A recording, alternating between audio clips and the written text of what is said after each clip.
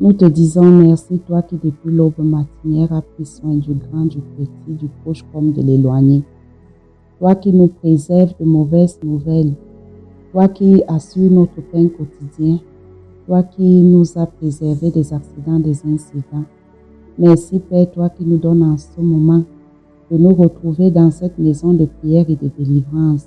Nous désirons nous édifier par ta parole. Que le Saint-Esprit prenne les commandes. Au nom de Jésus-Christ. Amen. Nous allons nous entretenir sur la vie de la jeune femme veuve. C'est-à-dire celle qui reste veuve étant très jeune. Nous savons tous que l'apôtre Paul nous a dit que lorsqu'une femme reste veuve, elle est libre de se marier à qui elle veut. Seulement, il a précisé que ce soit dans le Seigneur. Je pense que la parole de Dieu peut être lue dans ce sens. Je pense que c'est 1 Corinthiens 7,39, c'est bien. 1 Corinthiens 7,39. 1 Corinthiens 7,39 nous dit « Une femme est liée aussi longtemps que son mari est vivant. Mais si le mari meurt, elle est libre de se marier à qui elle veut, seulement que ce soit dans le Seigneur. » Mais ce que nous voulons nous attarder sur la jeune femme veuve, celle qui est restée veuve avec une charge. Je veux par là dire celle qui a des enfants, ou encore des enfants et des petits-fils. Nous savons par ailleurs qu'il est dit que avant l'âge de 60 ans, nous ne pouvons pas être, la veuve ne peut pas être enrôlée. Pourquoi? Parce que si la volonté la prend, elle va quitter Christ et elle va désirer se marier. Mais il y a un problème, c'est que cette femme qui soit restée veuve à un jeune âge, mais qui a une charge, qu'est-ce que la parole de Dieu nous dit pour celle-là? Alors à cela, je voudrais attirer l'attention. C'est que la jeune femme, non seulement elle se retrouve en train d'être le père et la mère, ce qui fait d'elle une lourde charge parce qu'il est question de s'occuper sur le plan financier, sur le plan spirituel, sur le plan moral, physique et tout ce que vous savez. Ce n'est pas facile. Alors nous devons aujourd'hui voir si il est meilleur que cette femme veuve, jeune femme veuve, ayant une charge, trouve encore mieux de se marier. C'est sur ça que nous allons essayer de parler. Et lorsque nous regardons, qu'est-ce que dit la parole de Dieu? La parole de Dieu nous dit ceci, que pour cette veuve, ses enfants, ses petits-fils doivent montrer l'exemple de la piété. Cela signifie que la veuve a une lourde responsabilité sur le plan spirituel en ce qui concerne ses enfants, parce que ses enfants doivent, du jour au lendemain, faire preuve d'une bonne éducation. Et à cela, je pense que nous allons regarder la parole de Dieu en ce qui concerne ses veuves, ses enfants, dans la veuve et le petit-fils, dans 1 Timothée chapitre 5, verset 4. Qu'est-ce que les enfants et les petits-fils de la veuve doivent refléter? Et à cela, nous allons tirer ensemble des conclusions pour voir s'il est meilleur. Si une veuve a des enfants ou des petits-enfants, ils apprennent avant tout à exercer la piété envers leur propre famille et à rendre à leurs parents ce qu'ils ont reçu d'eux, car cela est agréable à Dieu. Ils doivent donner ce qu'ils reçoivent des parents. Et qui doit donner cet enseignement? C'est la pauvre veuve. Est-ce possible donc que la veuve, au même moment, aille se marier et s'occupe encore de ses enfants? Ce sera un peu difficile. Donc je pense, à mon humble avis, qu'il est meilleur pour une veuve rester avec des enfants, des petits-fils, que celle-ci s'attelle à l'éducation de ces derniers, selon la mission pour laquelle nous avons été investis. Bien, nous savons tous que la parole de Dieu nous demande de mettre notre espérance en Jésus-Christ et que normalement la place de la veuve, c'est dans la maison de Dieu où elle passe son temps à prier, à jeûner, c'est-à-dire elle passe son temps dans les supplications. Je vous fais grâce du verset biblique. Par contre, nous pouvons aussi continuer même sur la lignée où nous étions. L'espérance de la veuve. Si nous avons lu 1 Timothée chapitre 5, verset 4, je pense que le verset 5 nous dit quelque chose en ce qui concerne l'espérance de la veuve. Celle qui est véritablement veuve et qui est demeurée dans l'isolement met son espérance en Dieu et persévère nuit et jour dans les supplications et les prières. Mais celle qui vit dans les plaisirs est morte, quoique vivante. Celle qui vit dans les plaisirs est morte, quoique vivante. Alors, le souci ici est de voir ensemble la position que doit avoir cette jeune femme veuve qui soit restée avec des enfants et des petits-fils. Donc, la parole de Dieu est claire là-dessus. Et c'est ce que nous avons lu. Et je pense que toute femme veuve doit se baser sur la parole de Dieu afin de mener sa vie. Il n'est pas possible de s'occuper de cette manière et d'aller encore se surcharger par un époux. Puisque nous savons tous, le mari que vous allez épouser, va-t-il réellement aimer vos enfants? Est-ce que cette veuve aura tout son temps pour s'occuper de ses enfants? N'est-ce pas son cœur sera partagé entre l'époux et les enfants? Est-ce que ces enfants vont accepter le nouveau mari de leur maman? Je ne sais pas. Et nous avons vu l'avant, la dernière convention de l'homme de Dieu. L'homme de Dieu avait dit qu'il ne s'était pas remarié parce qu'il avait craint la guerre. Il avait répondu. On lui avait posé la question, par exemple, que pourquoi il ne s'est pas marié après le décès de sa femme. Il a dit que non, il ne s'est pas marié parce qu'il avait craint la guerre. Donc, le véritable problème, c'est que ce sont ces veuves elles-mêmes qui sont parfois à l'origine des difficultés qu'elles trouvent sur leur chemin. Parce qu'il y a guerre. Tu as plein d'enfants, tu as des petits-fils, tu peux prendre un homme. Est-ce que cet homme va aimer les enfants? Est-ce que ces enfants vont accepter ce mari? Autant mieux éviter la guerre pour avoir des difficultés et rester dans des prières sur ce que toi-même tu as été à l'origine. Nous disons généralement que nul ne peut se prévaloir de sa propre turpitude. Quand tu cherches, tu trouves, et quand tu trouves, tu supportes. Alors, à cela, nous devons essayer de voir ce que l'apôtre Paul nous dit dans 1 Corinthiens chapitre 7, verset 8. Afin d'éviter les différends, pourquoi est-ce que dans des familles où l'épouse peut-être est morte et le mari a pris une autre femme, ou alors l'époux est décédé et la femme s'est remariée, pourquoi est-ce qu'il y a tant de problèmes? En réalité, ces problèmes sont, c'est-à-dire nous sommes à l'origine de ces problèmes. Quand on a déjà des enfants, on a des petits-fils, vraiment, il vaut mieux s'atteler à l'encadrement de cette progéniture. À ceux qui ne sont pas mariés et aux veuves, je dis qu'il leur est bon de rester comme moi. Mais s'ils manquent de continence, ils se marient, car il vaut mieux se marier que de brûler. Il vaut mieux se marier que de brûler. Mais le véritable problème, est-ce que franchement on a besoin de brûler quand on a une aussi lourde mission, une aussi lourde tâche?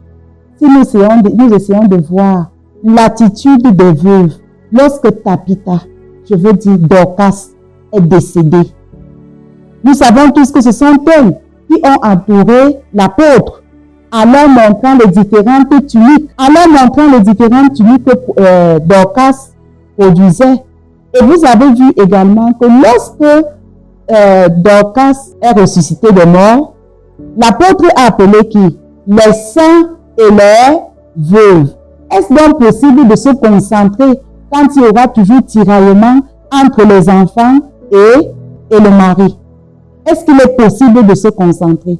Il n'est pas possible. Si la veuve veut marcher avec les saints, il vaut mieux qu'elle s'attelle à l'éducation de sa progéniture afin que ceux-ci demain puissent être représentatifs dans la maison du Seigneur. Je pense que c'est la meilleure solution. Et lorsque vous essayez de regarder, la perte d'un époux pour une veuve est une situation tellement douloureuse. Surtout ces jeunes veuves. C'est pire encore pour celles qui n'ont pas de revenus. C'est très difficile parce qu'on a d'un côté la douleur, on est dans l'angoisse, on a le rejet, on va vous accuser, on va dire tout, la famille va chercher à prendre. C'est ça le propre de l'homme. Hein? L'homme a toujours cherché à avoir tout pour lui. L'homme a toujours cherché à arracher. Oh, c'était mon frère, c'était ceci. Mais la femme, dès même le bas âge, doit déjà savoir cela. C'est une situation difficile, c'est une situation très douloureuse. Il faut des années pour que vraiment la veuve puisse se remettre. Mais l'on se remet véritablement rien qu'avec la parole de Dieu. Pourquoi? Parce que depuis l'Ancien Testament jusqu'au Nouveau Testament, nous savons les recommandations que Dieu a vis-à-vis de l'étranger, vis-à-vis de l'orphelin et vis-à-vis de la veuve. Où la parole de Dieu est claire, de ne pas porter atteinte à la veuve ni aux droits des orphelins. Nous avons besoin de textes, des versets bibliques, parce que nous en avons besoin. Si nous en avons besoin, on dit faites droit à l'orphelin. Nous pouvons lire Ésaïe, le livre d'Ésaïe, chapitre 1, verset 17. Ésaïe, chapitre 1, verset 17. Tous les droits que l'Éternel a disposés pour la veuve doivent permettre à la jeune veuve de se concentrer devant Dieu. Parce qu'il est, on y va. Apprenez à faire le bien, recherchez la justice, protégez l'opprimé, faites droit à l'orphelin, défendez la veuve. La veuve doit toujours être défendue. L'orphelin doit toujours avoir droit. Je voudrais aussi revenir sur un point et que je trouve un point culminant. Un point très culminant. C'est le cas de la veuve de Sarepta. La veuve de Sarepta, à qui Dieu avait demandé de s'occuper du prophète Élie. Nous connaissons l'histoire. Lorsqu'il est arrivé, en ce qui concerne la veuve de Sarepta, nous allons lire 1 Roi chapitre 17, verset 9. Lève-toi, va à Sarepta, qui appartient à Sidon, et demeure là. Voici, j'ai ordonné à une femme veuve de te nourrir. J'ai ordonné à une femme veuve de te nourrir. Le verset 10 dit, il se leva et il alla à Sarepta. Comme il arrivait à l'entrée de la ville, voici, il y avait là une femme veuve qui ramassait du bois. Il l'appela et dit, va me chercher, je te prie, un peu d'eau dans un vase afin que je boive. Nous connaissons l'histoire. C'était une situation critique dans ce pays où il y avait la famine, il y avait la sécheresse. Et malgré tout cela, cette pauvre veuve qui avait un enfant n'avait plus grand-chose. Et comme elle n'avait plus grand-chose, Dieu a trouvé en elle un refuge pour le prophète. Le prophète est parti et c'est cette veuve qui s'est occupée de lui. Vous avez connu vous savez la suite de l'histoire. L'huile ne manquera et même la farine ne manquera. Je voudrais vous dire que jusqu'au jour d'aujourd'hui, l'Éternel est le même. L'Éternel est le même. Et là, je vais vous donner le témoignage. Cette veuve de Sarepta s'est occupée du prophète Élie et sa maison n'a pas manqué de quoi que ce soit en ce qui concerne la nourriture, l'huile. La veuve que je suis a vécu la même situation. C'est-à-dire, étant veuve, l'Éternel a missionné Maître Frank-Paul. À l'époque, il était greffier au tribunal de grande instance.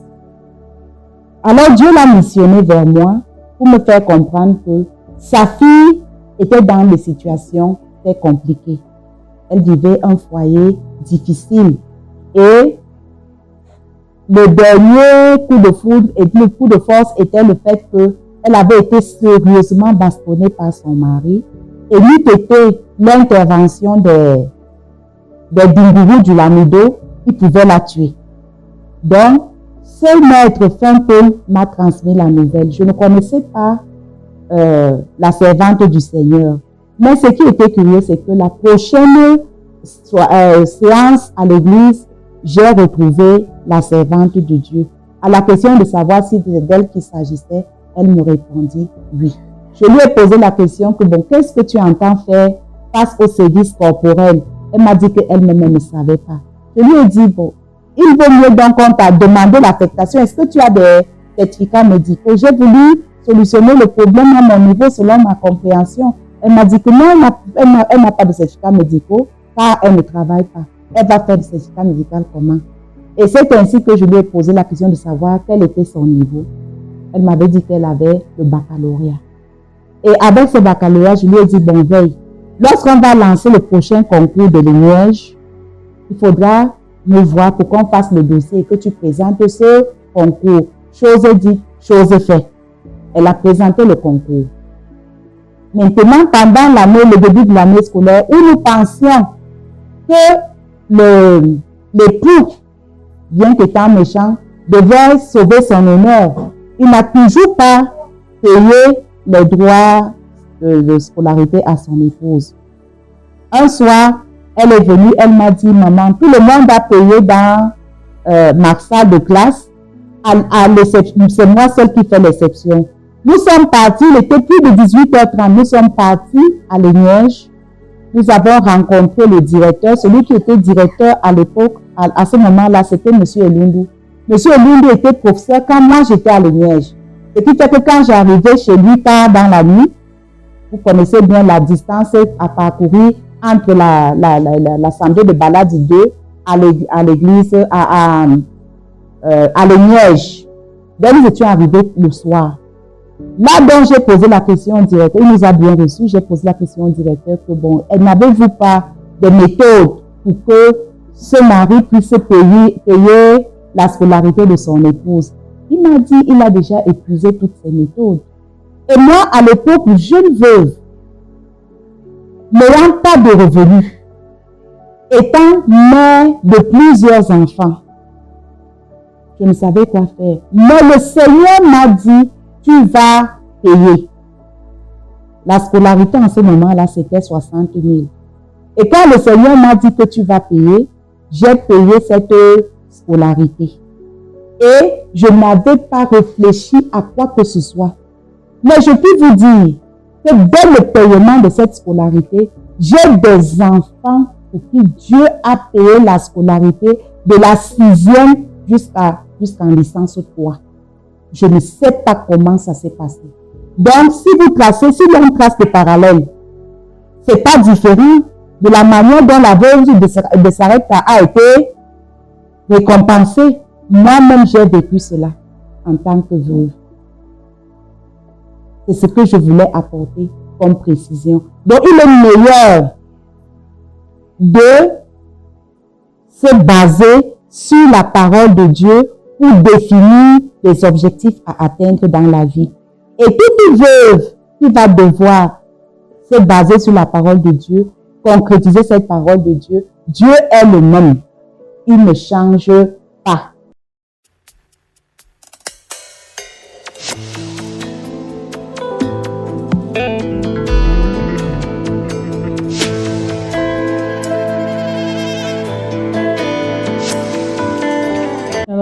gloire à Jésus. Amen. Ma question, c'est de savoir comment est-ce que maman, dans sa situation, elle a fait pour encadrer tous ses enfants sur le plan spirituel et sur les autres plans. Parce que nous savons que ce n'est pas facile. Un enfant, quand il est encore petit, c'est facile de l'obliger à faire, par exemple, le programme de l'église. Et quand l'enfant grandit, il y a l'attraction du monde, il y a l'éducation du monde.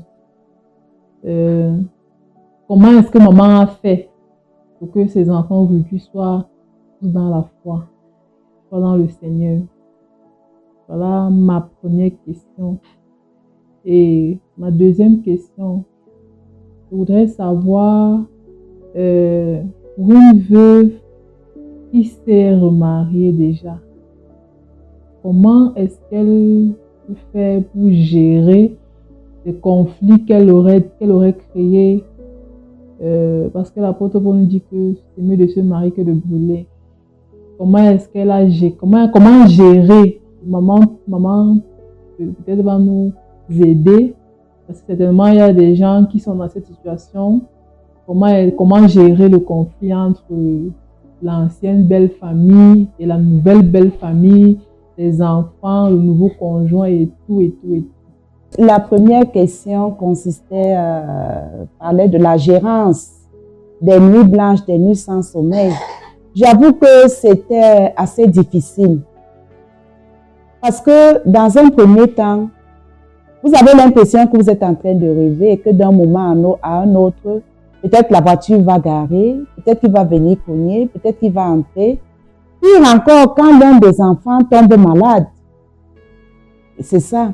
Et le sérieux problème était aussi dans le contexte des fonds. Il faut aller à l'hôpital. L'hôpital n'est pas gratuit. Il faut aller, je sais pas, il y a des besoins et tout comme ça, c'est pas facile. Mais je voudrais dire ceci. Les enfants eux-mêmes étaient conscients, même à leur bas âge. Ils savaient déjà que papa n'était plus.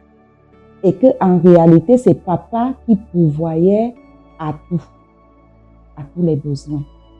Mais ces enfants ont reçu la parole de Dieu qui leur a donné de comprendre qu'aujourd'hui, ils n'ont plus un papa humain, mais ils ont un papa qui est le Dieu créateur.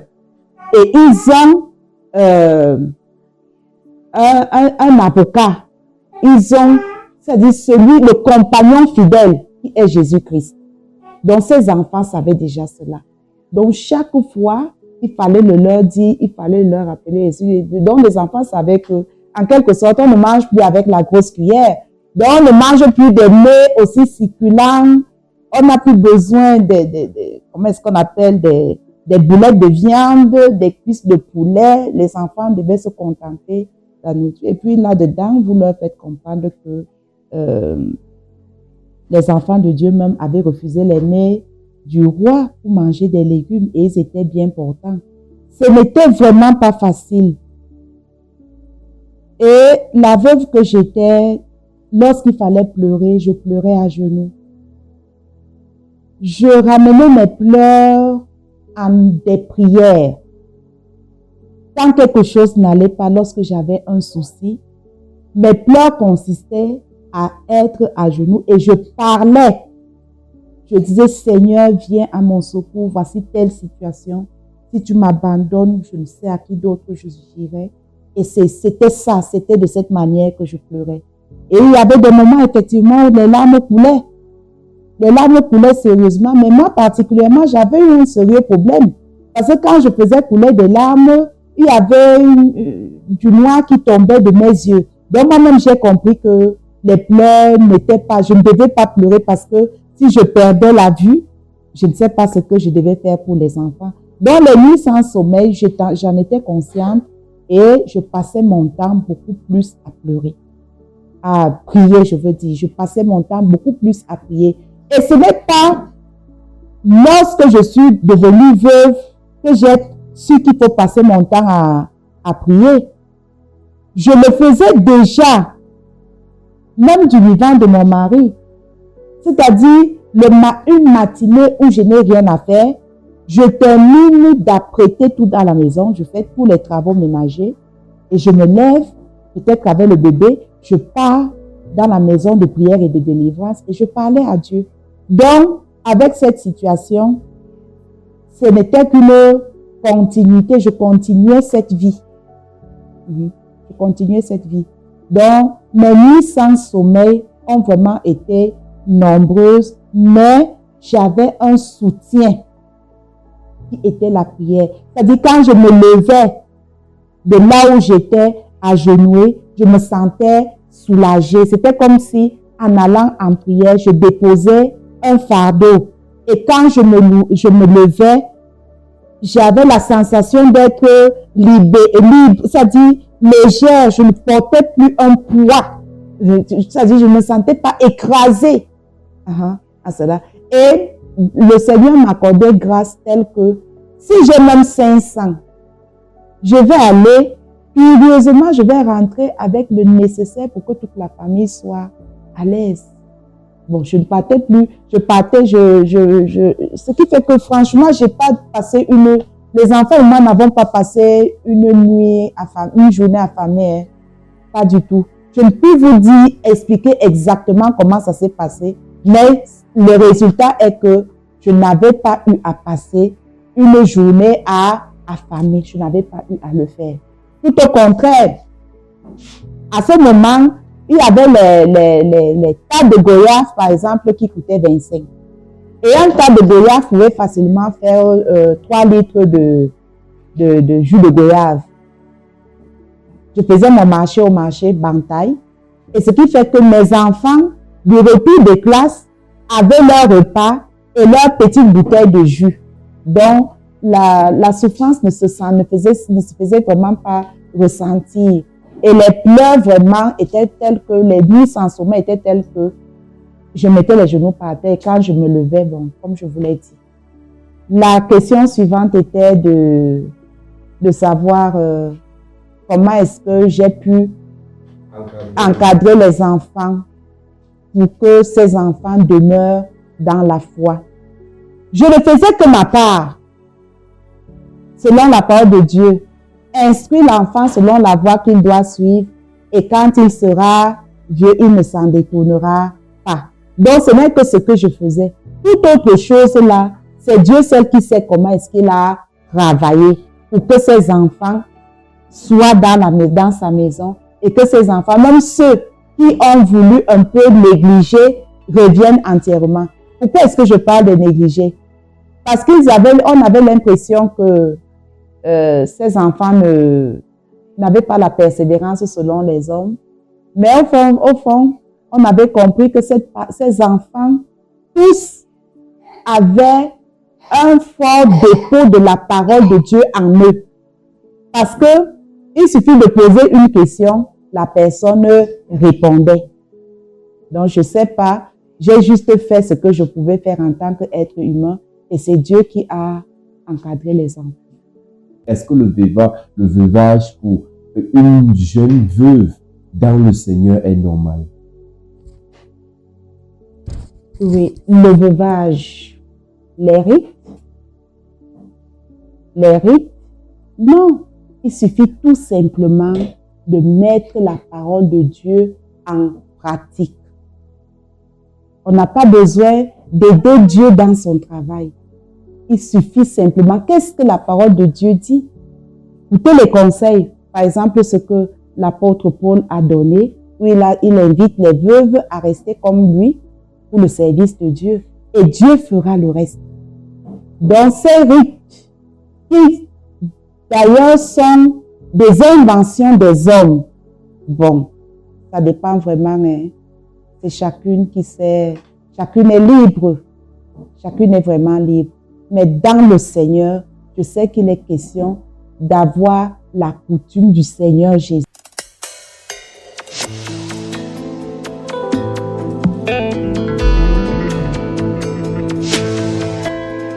Shalom, bonsoir maman. Bon, il est question ici de savoir comment est-ce qu'une maman ou bien une veuve qui s'est remariée, comment est-ce qu'elle peut maintenant faire la différence entre le mari, sa nouvelle belle famille, l'ancienne belle famille et les enfants? Oui, une veuve, jeune veuve qui s'est remariée, comment est-ce qu'elle peut gérer l'ancienne belle famille, la nouvelle belle famille, les enfants, le nouveau mari? C'est pas chose facile. Il lui faut beaucoup de sagesse. Et comme la parole de Dieu dit que celui qui manque de la sagesse doit lui demander, parce qu'il donne simplement et sans reproche. Il lui faut beaucoup de sagesse. Il faut bien que toute cette catégorie de personnes, c'est-à-dire ses enfants, son époux, son ancienne belle famille, sa belle famille actuelle, puissent comprendre et l'aider dans cette tâche immense. Sinon, ce ne sera pas facile. Et il faut également qu'elle sache que ce n'est pas à elle de porter des charges et qu'elle ne détienne pas le monopole de la connaissance et du savoir pour pouvoir tout faire. Elle fait juste ce qu'elle peut. Il faut d'abord qu'elle sache aimer, qu'elle aime ses enfants. Première des choses, c'est craindre Dieu. Donc, avec la crainte de Dieu, elle saura aimer les enfants, elle saura être soumise à son mari et elle saura entretenir de bonnes relations avec l'ancienne et la nouvelle belle famille. Sinon que sans sagesse venant de Dieu, ce ne sera pas facile. Ce ne sera vraiment pas facile. Donc, elle doit tout faire uniquement pour être un traité vivant, c'est-à-dire être jure, être véridique devant des situations. Elle ne doit pas avoir des partis pris. Devant une situation, elle doit être capable de dire que tu as fait une erreur en posant cet acte. Tu as bien fait car tu as agi. Et ceci, c'est à la lumière de la parole de Dieu. Lorsqu'elle le fera ainsi, Dieu lui-même viendra à son secours.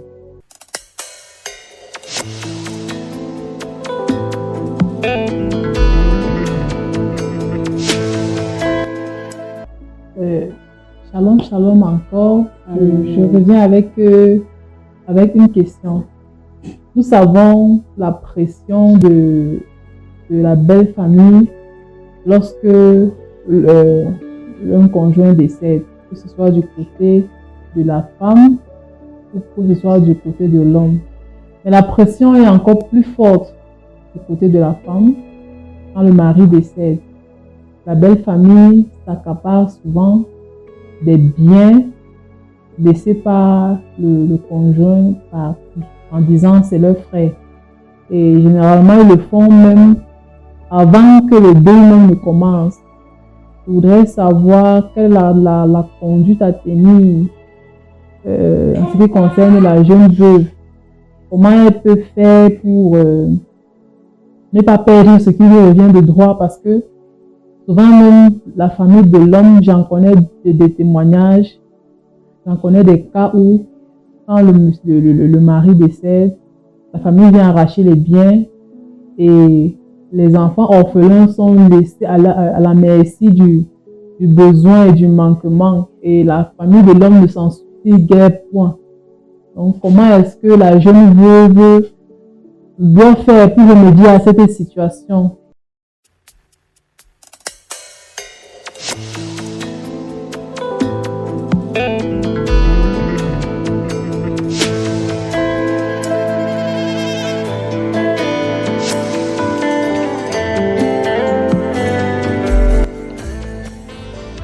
Merci pour cette question aussi pertinente.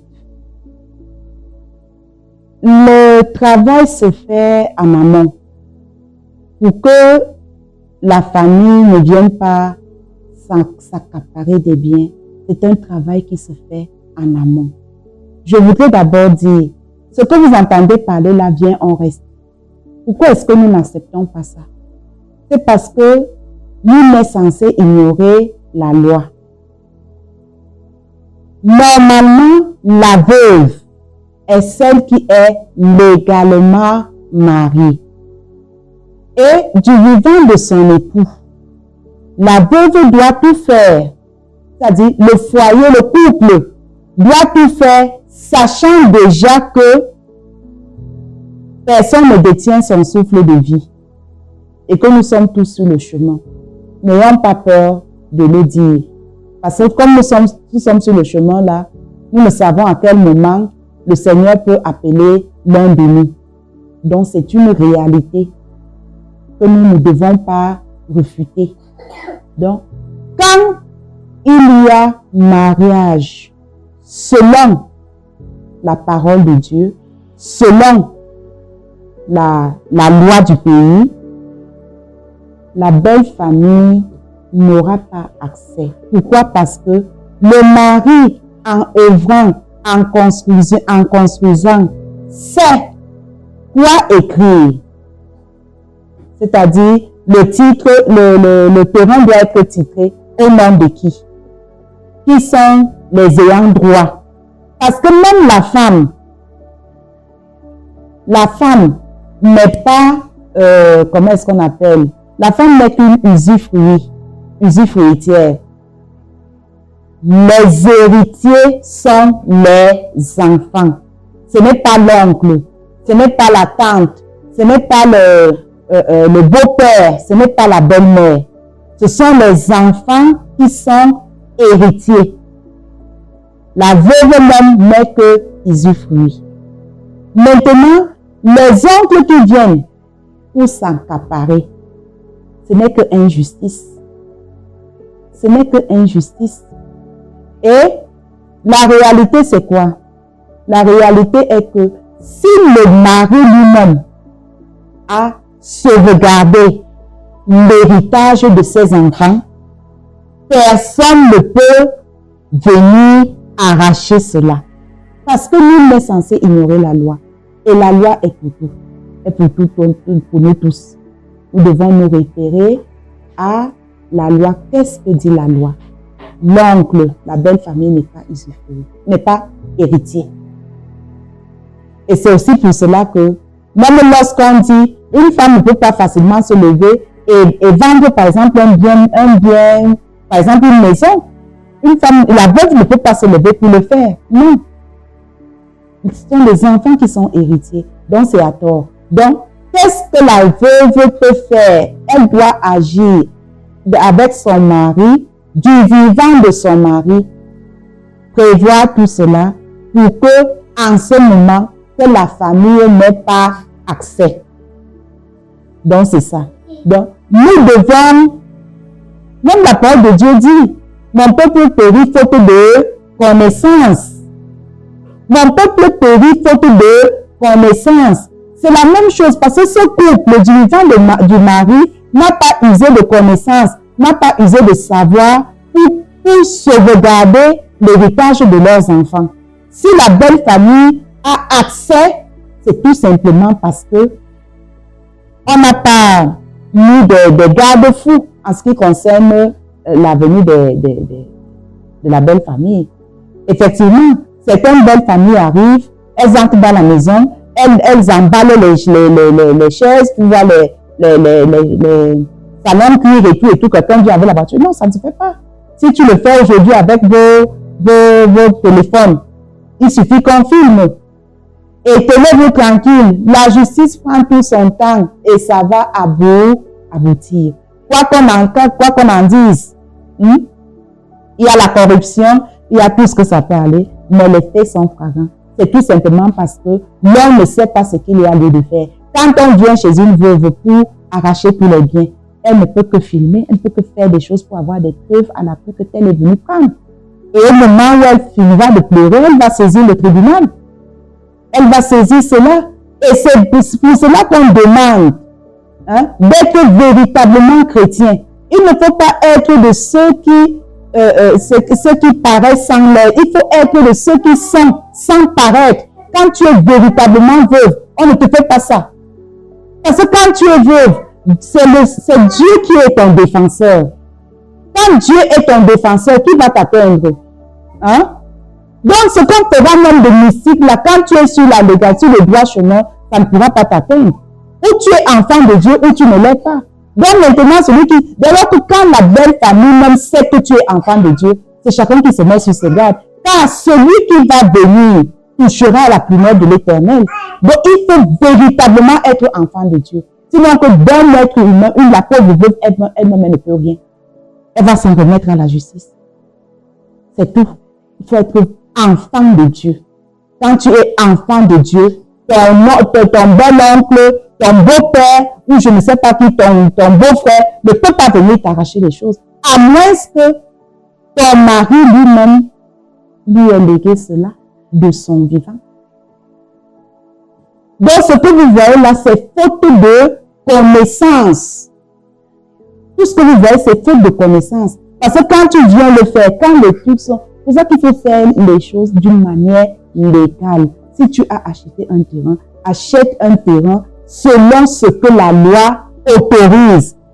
Tiens compte de ce que la loi interdit et tiens compte de ce que la loi autorise. Et fais selon la loi. Parce que celui qui vient le faire, il ne vient pas le faire sur le plan spirituel. Il vient le faire selon la loi et il sera traité selon la loi. Donc, entourez-vous de la loi de notre pays.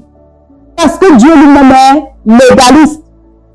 Hein? Dieu tient compte de la loi du pays qui nous sert de pèlerinage. Donc, le terrain acheté doit être titré, doit avoir un nom. Et nous savons que les héritiers de telle personne, c'est tel.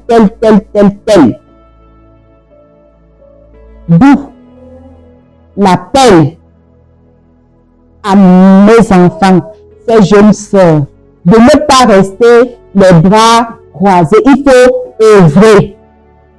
Il faut avoir un minimum de connaissances. Et puisque nous ne détient le monopole de la connaissance, il faut se diriger vers ceux qui peuvent vous donner le conseil approprié. On n'arrache pas ce qui vous appartient. Et ce que Dieu t'a donné, on ne peut pas te l'arracher. Donc, sur tout ça, il faut avoir cette foi et cette conviction. La veuve, elle passe tout son temps à prier. Elle est devant Dieu. On dit, fais droit. Ne savons-nous pas? Si déjà, il est dit que quand bien même tu vas cueillir tes oliviers, tu vas secouer tes olives, tu vas secouer tes oliviers. Quand tu auras cueilli, les fruits qui restent là, ces fruits sont pour l'étranger, la veuve, les orphelins, n'est-ce pas? C'est ce qui est dit dans la parole de Dieu. Lorsque tu vas aller récolter des gerbes dans ton champ, si tu oublies une gerbe, ne rentre pas la prendre. Parce que c'est pour ces trois catégories de personnes. À plus forte raison, ce que la veuve a, tu viens pour arracher. Ou ce que l'orphelin a, tu viens pour arracher. Je vous dis en vérité, si tu es véritablement veuve, où la parole de Dieu nous dit, honorez les veuves qui sont les véritables veuves. Celui qui viendra le faire, vous allez voir sa rétribution. C'est-à-dire, cela, je vous le dis en toute vérité, lorsqu'on est véritablement veuve, si quelqu'un vient même vous pointe du doigt comme ça là, il va subir. Nous avons la parole de Dieu qui demande d'honorer les véritables veuves. Je crois que c'est dans 1 Timothée 5, peut-être 3, 1 Timothée 5, 3. Il demande d'honorer les veuves, les véritables veuves. Donc, si tu n'honores pas la véritable veuve, tu vas... Le véritable problème, c'est que les veuves veulent faire, elles sont, d'un côté, elles se disent veuves, de l'autre côté, elles vivent dans l'ambiance. Ça ne peut pas aller. Ça peut pas aller. Quand tu es véritablement veuve, non, c'est Dieu qui défend ta cause. Parce qu'il est le défense. Il veille sur sa parole pour l'exécuter. Donc, là où ces membres de famille se soulèvent, regardez bien si la veuve là est véritable. Et vous allez voir la rétribution de tous ceux qui viennent arracher le peuple. Et puisqu'on ne fait pas de guerre, en tant que tel. On ne va pas bagarrer, il vient, il arrache et ainsi de suite. C'est Dieu qui donne. Parce que l'or et l'argent sont également l'ouvrage, sont le fruit de l'ouvrage des mains de l'Éternel. Donc l'or et l'argent appartiennent à Dieu. Imaginez-vous un seul instant. Si tu viens, tu prends par exemple cette chaise sur laquelle je suis assise. Ne sois pas surprise que demain, tu vas trouver plutôt que ce sont des chaises en cuir. Ce ne sera plus des chaises en rotin. Quel que soit la forme, tu vas trouver celles qui sont plus valeureuses à cette place. Donc c'est Dieu qui décide. C'est-à-dire, c'est à Dieu qu'appartiennent la vengeance et la rétribution. Le païen, je le traite comme païen. L'insensé, je le traite selon son insensé. Donc, si tu viens arracher. D'abord, on doit se connaître. Hein. La veuve a une belle famille. La belle famille connaît à qui elle a affaire. Est-ce que je mens? La belle famille connaît à qui elle a affaire. C'est pas, on a coutume de dire dans nos jargons que c'est la patate qui a accepté qu'on la mange crue. Essaye ça avec le macabo ou le taro. Essaye de manger le taro cru ou le macabo cru, tu vas voir.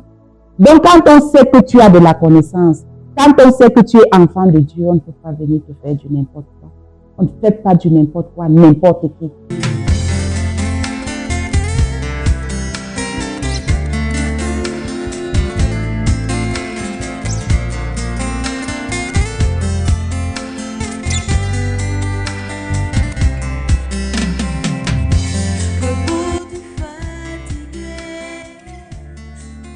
Amen. Amen. Je viens là pour essayer d'étayer ce que la maman a dit. Elle a parlé de ses enfants qui ont bénéficié de la scolarité de la 6e en licence 3. Et je viens vous dire par cette occasion que s'il s'agit de moi. Ma maman n'a pas eu à payer la scolarité. Quand j'étais au collège de Maznout, de la 6e en terminale, elle n'a pas eu à payer ma scolarité à l'université parce qu'il y avait une dame de bonne charité qui avait décidé de le faire. Elle l'envoyait de l'argent par an au début quand j'étais à l'université. Et à Maznout, on me remettait seulement le reçu. En fait, on venait me donner le reçu et j'allais déposer à la maison.